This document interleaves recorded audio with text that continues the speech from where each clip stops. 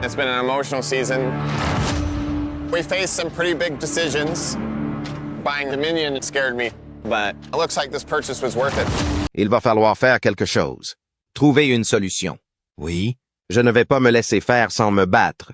L'émission de télé-réalité Gold Rush, diffusée sur Discovery Channel, raconte les aventures à enjeux élevés de plusieurs équipes de mineurs, d'or en quête de fortune dans les terrains accidentés de l'Alaska et du Canada.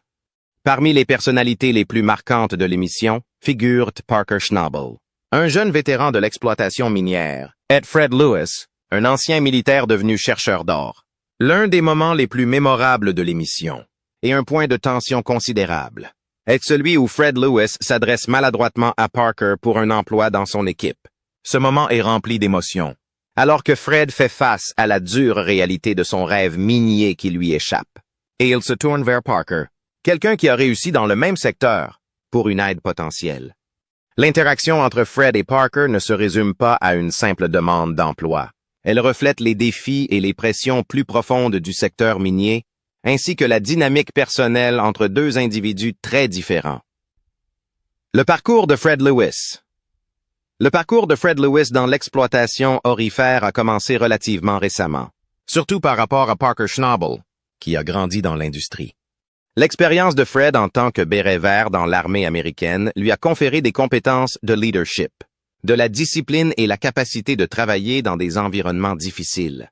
Cependant, comme de nombreux téléspectateurs l'ont vu, l'extraction d'or est une toute autre affaire. Nous allons donc retirer le salaire de la saison dernière qui est accessible et en fournir autant que possible à l'usine.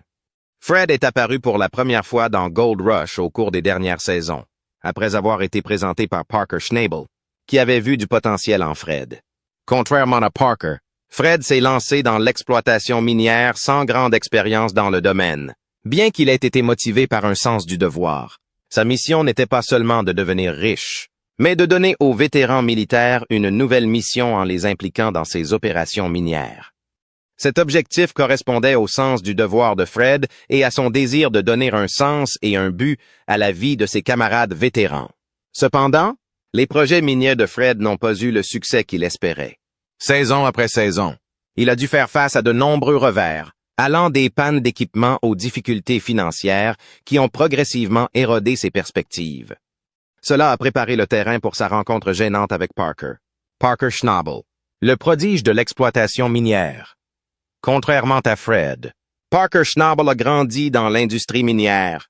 Son grand-père, John Schnabel, était un mineur légendaire, et Parker a hérité à la fois de sa concession minière et de son éthique de travail. Parker a démarré sa propre entreprise à un jeune âge et, malgré son jeune âge, il est rapidement devenu l'un des mineurs les plus prospères de l'émission. Je m'en fiche si vous me détestez. J'ai besoin d'un peu de respect. L'approche de Parker en matière d'exploitation minière est méthodique et orientée vers les affaires. Il est connu pour être dur avec son équipe, exigeant une productivité élevée et toujours en quête de plus d'or. Au fil des ans, Parker s'est forgé une réputation d'efficacité, d'ambition et même d'impitoyable lorsqu'il s'agit de maximiser ses profits. Cela fait de lui une figure redoutable dans le monde de la ruée vers l'or et, à bien des égards, l'opposé de Fred Lewis, dont l'accent est davantage mis sur la communauté et l'objectif que sur le simple succès financier. Dans l'épisode où Fred s'adresse à Parker pour un travail, l'entreprise de Fred est au bord de l'effondrement. Il a rencontré de nombreux problèmes sur son site minier d'Eldorado, et rien ne semble fonctionner. Malgré tous ses efforts, Fred se retrouve à court d'options. Alors qu'il doit faire face à la dure réalité de devoir abandonner son exploitation minière, Fred n'a guère d'autre choix que de se tourner vers Parker pour obtenir de l'aide. Ce moment est important car il met en évidence le désespoir qui peut accompagner l'exploitation aurifère. Le secteur est réputé pour être difficile, avec des marges bénéficiaires étroites, des coûts d'exploitation élevés et des rendements imprévisibles. De nombreux mineurs, dont Fred, se lancent dans le secteur avec le rêve de devenir riches, mais se rendent compte que la réalité est bien plus brutale. Pour Fred, qui a investi tant de temps et d'énergie dans son exploitation. Contacter Parker ne signifie pas seulement chercher du travail. Il s'agit de sauver son rêve de l'effondrement. La conversation gênante. Lorsque Fred s'assoit enfin avec Parker, la tension est palpable. Fred commence par reconnaître le rôle que Parker a joué dans son parcours minier, admettant que c'est Parker qui l'a initié à l'exploitation aurifère. Cela donne un ton sombre, alors que Fred réfléchit au chemin parcouru, mais aussi à la difficulté qu'il rencontre actuellement. Ouais. Je suppose que je viens ici juste pour voir ce que vous pensez être notre meilleure décision. Honnêtement, si vous ne parvenez pas à trouver un terrain d'entente économique et que cela ne fonctionne pas, cela n'a aucun sens de vous cogner la tête contre les murs, n'est-ce pas? La demande de conseil de Fred semble au départ être une façon de demander conseil à quelqu'un de plus expérimenté. Cependant, il devient rapidement évident que Fred espère également trouver un emploi. Il évoque ses compétences en matière de conduite de machines lourdes, notamment sur des camions à roches et des excavatrices, et laisse entendre qu'il serait prêt à accepter un emploi dans l'équipe de Parker si cela signifiait rester dans le secteur minier. La maladresse de cette demande découle de plusieurs facteurs. Tout d'abord, il y a la dynamique personnelle entre Fred et Parker. Bien que Parker ait aidé Fred par le passé, leur relation n'a jamais été particulièrement étroite. Parker est un chef pragmatique qui attend des résultats, et les difficultés de Fred dans sa propre entreprise ne lui inspirent peut-être pas confiance. Deuxièmement, il y a le problème logistique de la taille de l'équipage. Comme l'explique Parker à Fred, son équipe est déjà au complet et il ne serait pas pratique d'ajouter des personnes supplémentaires. C'est un point crucial, car l'extraction de l'or ne se résume pas seulement à un travail acharné. Il s'agit aussi de gérer efficacement les ressources. Le sureffectif d'une équipe peut rogner les profits. Ed Parker, en tant qu'opérateur expérimenté, le sait très bien. Ainsi, même si Fred espérait peut-être une bouée de sauvetage, la réponse de Parker est ancrée dans les dures réalités de la gestion d'une exploitation minière d'or. Le rôle de l'échec dans l'exploitation minière dans la vie. L'un des thèmes dominants de la conversation de Fred Lewis avec Parker Schnabel est l'échec, une partie inévitable de la vie, et en particulier de l'exploitation aurifère. L'expérience de Fred met en lumière la dure réalité. Quel que soit le dévouement et le travail acharné d'une personne, l'échec fait souvent partie de l'équation. Ce n'est pas seulement une leçon pour les mineurs, c'est une leçon universelle sur le caractère imprévisible de toute entreprise qui implique un risque et une récompense. Dans l'exploitation aurifère, le succès repose sur de nombreux facteurs, dont beaucoup échappent au contrôle du mineur. La qualité du sol, le rendement imprévisible de l'or, les pannes mécaniques et même les conditions météorologiques peuvent tous avoir un impact significatif sur le résultat d'une saison minière. Ce sont des facteurs que les mineurs, quelles que soient leurs compétences ou leur expérience, ne peuvent jamais prévoir ou contre lesquels ils peuvent se préparer. La demande de Fred pour un emploi est, à bien des égards, une humble reconnaissance des limites de contrôle qu'il a dans cet environnement. Il est habitué à gérer des situations de grande pression, car il vient d'un milieu militaire. Mais l'exploitation aurifère présente un autre type de pression, où le succès n'est pas garanti par la stratégie ou l'effort seul. Pour Fred, la conversation avec Parker marque un moment de prise de conscience, comprenant que peu importe les efforts qu'il déploie, des forces sont en jeu qui peuvent l'empêcher de réussir dans ce domaine. Cette reconnaissance de l'échec fait partie de l'arc émotionnel de la série Gold Rush elle-même. De nombreux mineurs présentés dans l'émission ont connu des échecs à plusieurs reprises, mais ils reviennent saison après saison, motivés par la possibilité de trouver le succès. Cette volonté d'aller de l'avant malgré les échecs passés est au cœur de la psyché du mineur. Pour Fred, la volonté d'avaler sa fierté et de chercher un emploi auprès de Parker, même après avoir connu des difficultés avec sa propre entreprise, témoigne de cette volonté. L'échec ne signifie pas la fin, c'est plutôt une opportunité de s'adapter, de grandir et de réévaluer son chemin. Le dilemme de Fred. La demande de Fred de rejoindre l'équipe de Parker reflète le dilemme plus vaste auquel il est confronté. Que faire quand un rêve s'envole? Pour Fred, l'exploitation aurifère était bien plus qu'un simple travail. C'était une occasion de construire quelque chose de significatif. Son objectif d'aider les vétérans par le biais de son exploitation minière était noble et il y avait mis tout son cœur et toute son âme. Cependant, à mesure que la saison avançait, il devenait évident que Fred était confronté à des obstacles insurmontables. L'exploitation aurifère, comme de nombreuses autres industries, est impitoyable. Les équipements tombent en panne. Le rendement du sol est inférieur aux prévisions et les coûts s'accumulent rapidement. L'entreprise de Fred avait rencontré tous ces défis et, Au moment où il a contacté Parker, il n'avait plus d'autre choix. En même temps, la fierté et la détermination de Fred rendaient la situation encore plus difficile. Admettre un échec, surtout après avoir investi autant, n'est jamais facile. La conversation de Fred avec Parker porte autant sur la recherche d'emploi que sur la possibilité que son rêve minier soit en train de prendre fin. L'expérience des vétérans et son impact sur l'approche de Fred. L'approche de Fred à l'égard de l'exploitation minière, et même de la vie, est fortement influencée par son expérience en tant que béret vert dans l'armée américaine. Les compétences en leadership et en travail d'équipe qu'il a acquises au cours de son service ont été des atouts précieux dans sa carrière minière. En particulier, la mission de Fred d'employer des vétérans dans son exploitation minière reflète son désir de donner un sens à la vie à ceux qui ont servi leur pays. Il sait de première main à quel point il peut être difficile pour les vétérans de faire la transition vers la vie civile, et son entreprise a été conçue pour leur donner une nouvelle mission. Cependant, ce noble objectif ajoute un niveau de complexité à la situation difficile de Fred. Si Parker se concentre principalement sur l'exploitation de l'or et la rentabilité, les motivations de Fred sont plus variées. Il ne cherche pas seulement à extraire de l'or, il le fait pour une cause plus noble. L'échec potentiel de son exploitation est donc d'autant plus dévastateur. Pour Fred, l'échec ne signifie pas seulement une perte financière, mais aussi un abandon des vétérans qui ont considéré son exploitation comme une source de sens et d'appartenance. S'il suralimente l'usine de lavage d'une demi-mesure, celle-ci déborde immédiatement des écluses. Cette distinction entre l'approche de Fred et celle de Parker en matière d'exploitation minière est importante pour comprendre la tension qui règne dans leur conversation.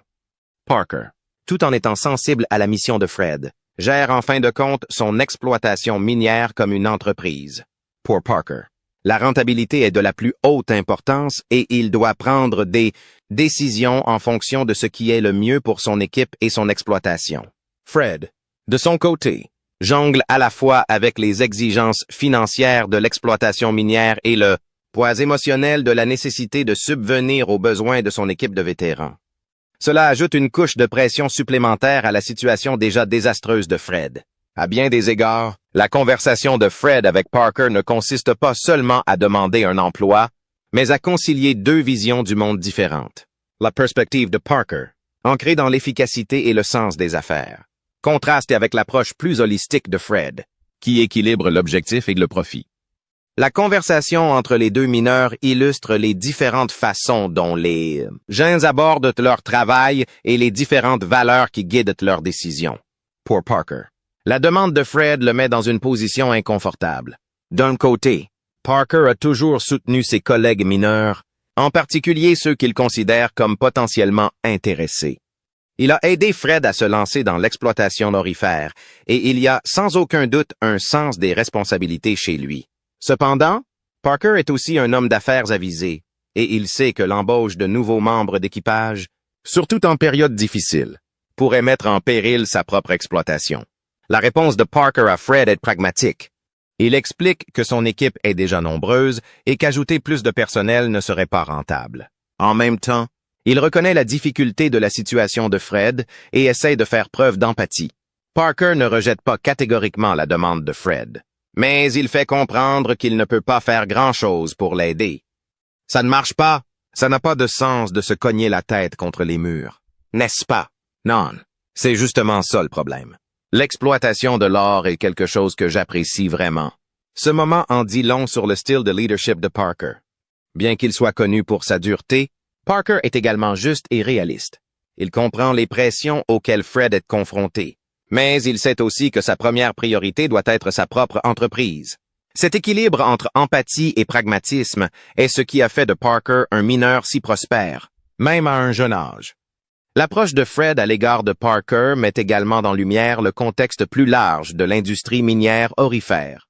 L'exploitation aurifère est une entreprise à haut risque et à forte rentabilité. Et pour chaque mineur prospère comme Parker, il y en a d'innombrables autres qui ont du mal à joindre les deux bouts. Les coûts de fonctionnement d'une exploitation minière sont énormes. De l'achat et de l'entretien de l'équipement lourd au paiement du carburant, de la main-d'œuvre et des baux fonciers. De plus, Le rendement du sol n'est jamais garanti et de nombreux mineurs finissent par dépenser plus qu'ils ne gagnent. Cette dure réalité fait partie de ce qui fait de Gold Rush une série si captivante. Les téléspectateurs sont attirés par le drame et la tension que suscite le fait de voir les mineurs lutter contre les éléments, leur équipement et le sol lui-même à la recherche de l'or. Pour Fred, cette quête a été particulièrement difficile, car il est entré dans l'industrie tard dans la vie et n'avait pas l'expérience approfondie que possèdent un nombre de ses collègues mineurs. Des plus, la mission de Fred, qui consiste à donner aux vétérans un sens à leur vie, ajoute un autre niveau de complexité à sa situation. Bien que noble, cette mission ajoute également la pression de réussir.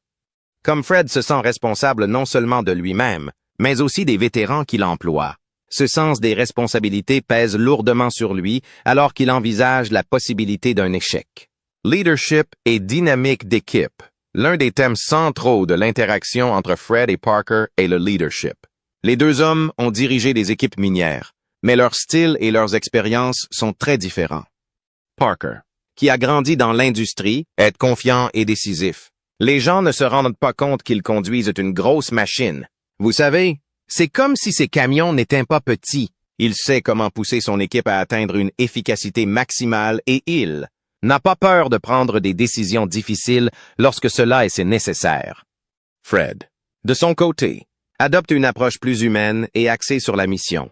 Son souci d'aider les anciens combattants a façonné son style de leadership, mais il a également rendu son entreprise plus vulnérable au revers. Le leadership de Fred vise moins à maximiser les profits qu'à créer un environnement favorable pour son équipe, ce qui est admirable, mais aussi difficile à maintenir dans une industrie aussi impitoyable que l'exploitation aurifère. La conversation entre Fred et Parker met en évidence ces différences de style de leadership. Alors que l'équipe de Parker fonctionne efficacement, celle de Fred est en difficulté. Et ce contraste souligne les défis que représente la direction d'une équipe minière dans un secteur aussi exigeant. Le coût émotionnel de l'extraction de l'or. L'extraction de l'or n'est pas seulement exigeante physiquement, elle a également un coût émotionnel pour les mineurs et leurs familles. C'est particulièrement vrai pour Fred, dont le parcours minier a été rempli de hauts et de bas. Le stress lié au maintien de son exploitation, combiné à la pression de sa mission d'aide aux anciens combattants, a clairement pesé lourd sur lui. L'approche de Fred envers Parker n'est pas seulement une demande d'emploi, c'est un moment de vulnérabilité. Admettre que son entreprise est en train d'échouer est difficile pour Fred, surtout compte tenu de l'ampleur de son investissement émotionnel dans le projet. Cet aspect émotionnel de l'exploitation aurifère est quelque chose que Gold Rush met souvent en évidence, car les téléspectateurs voient les sacrifices personnels que font les mineurs pour réaliser leurs rêves. Pour Fred, la décision de contacter Parker est également une reconnaissance du fait qu'il devra peut-être prendre du recul par rapport à son entreprise minière. C'est une prise de conscience douloureuse pour quiconque s'est investi corps et âme dans un projet. Et cela ajoute une profondeur émotionnelle à la conversation entre Fred et Parker. Les gars, nous devons faire en sorte que cela se réalise. Vous savez, l'objectif que nous nous sommes fixés est assez ambitieux. Et nous n'y parviendrons pas si nous restons assis à attendre que les choses soient réglées. Alors oui, adaptons-nous. L'importance du mentorat dans l'exploitation minière. Un autre aspect clé de l'interaction de Fred avec Parker est le thème du mentorat. Tout au long de son parcours minier, Fred a considéré Parker comme un mentor. C'est Parker qui a initié Fred à l'exploitation aurifère et l'a aidé à démarrer dans l'industrie. Pour Fred, ce lien est profondément significatif, et c'est l'une des raisons pour lesquelles il demande conseil à Parker lorsque sa propre exploitation est en difficulté.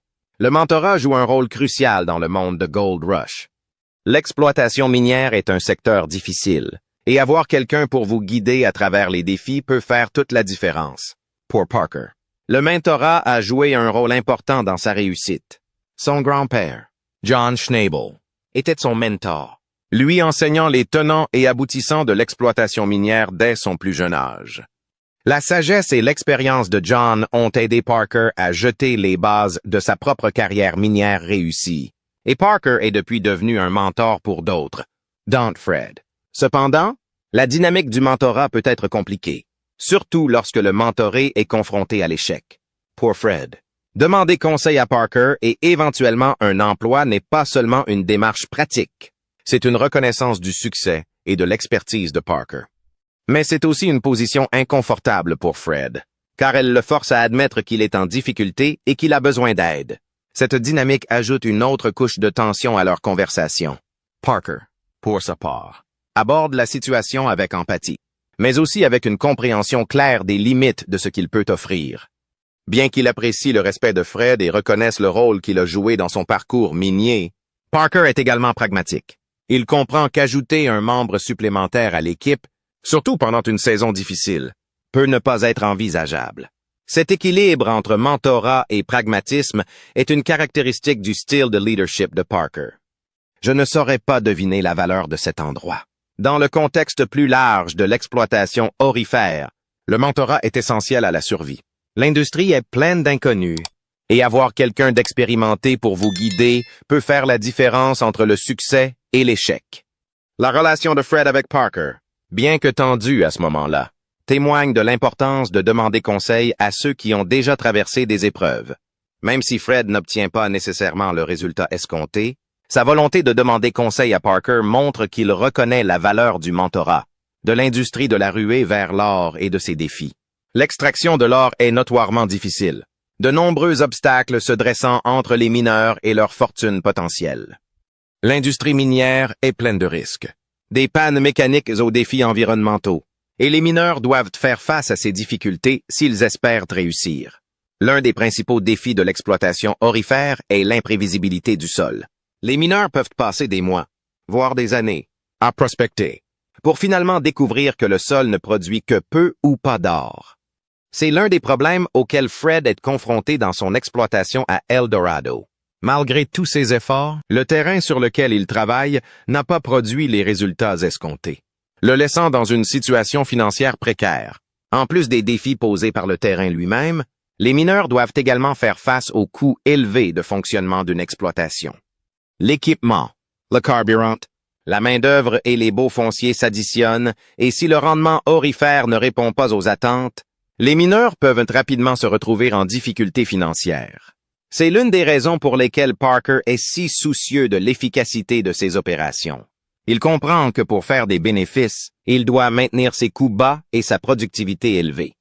Pour Fred, les pressions financières liées à la gestion d'une exploitation minière sont aggravées par sa mission d'employer des vétérans. Bien que son objectif soit noble, il ajoute également un niveau de complexité supplémentaire à son entreprise. L'exploitation de Fred ne consiste pas seulement à gagner de l'argent, mais aussi à donner un sens à son travail à son équipe.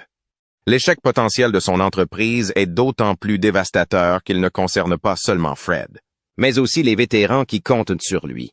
L'industrie minière aurifère est également soumise aux caprices du marché. Le prix de l'or fluctue et les mineurs doivent constamment surveiller ces changements pour déterminer si leurs opérations sont financièrement viables. Même si un mineur trouve de l'or, la valeur de cet or est déterminée par des facteurs externes qui échappent à son contrôle. Cela ajoute une couche d'incertitude supplémentaire à une activité déjà risquée. L'avenir de Fred dans l'exploitation minière. Alors que Fred quitte la conversation avec Parker, l'avenir de sa carrière minière est incertain. Même si Parker ne lui propose pas d'emploi, les deux hommes se séparent en bons termes et Fred doit réfléchir à sa prochaine étape. Que Fred continue à se consacrer à l'exploitation aurifère ou décide de se consacrer à autre chose. Sa rencontre avec Parker marque un tournant dans son parcours. L'histoire de Fred nous rappelle que le succès dans l'exploitation aurifère n'est jamais garanti, peu importe les efforts fournis ou la noblesse de ses intentions. L'industrie minière est impitoyable et même les mineurs les plus déterminés peuvent se retrouver confrontés à l'échec. Cependant, la résilience et la détermination de Fred, ainsi que son engagement envers sa mission, suggèrent qu'il trouvera une voie à suivre, que ce soit dans l'exploitation minière ou dans un autre domaine. Au fond, Gold Rush est une série qui parle de bien plus que de l'exploitation aurifère. Il s'agit des histoires humaines qui se cachent derrière les mineurs. La conversation embarrassante de Fred Lewis avec Parker Schnabel en est un parfait exemple. C'est un moment qui met en lumière non seulement les défis de l'industrie minière aurifère, mais aussi les conséquences émotionnelles et psychologiques que ces défis peuvent avoir sur les mineurs eux-mêmes. L'approche de Fred face à Parker est un moment de vulnérabilité. alors qu'il doit faire face à la possibilité d'un échec et à l'incertitude de son avenir. C'est un moment qui résonne chez quiconque a déjà été confronté à une décision difficile ou à un moment de doute dans sa carrière. En même temps, la réponse de Parker reflète l'équilibre que les dirigeants à succès doivent trouver entre empathie et pragmatisme. En final, la conversation de Fred avec Parker nous rappelle que même dans les industries les plus difficiles, l'élément humain est toujours en jeu. Les mineurs de Gold Rush ne se contentent pas de rechercher de l'or. Ils recherchent des rêves, un objectif et un sentiment d'accomplissement. Et même si le chemin vers le succès est souvent semé d'obstacles, c'est la persévérance, la résilience et la volonté de demander de l'aide qui définissent en fin de compte les mineurs et leur parcours.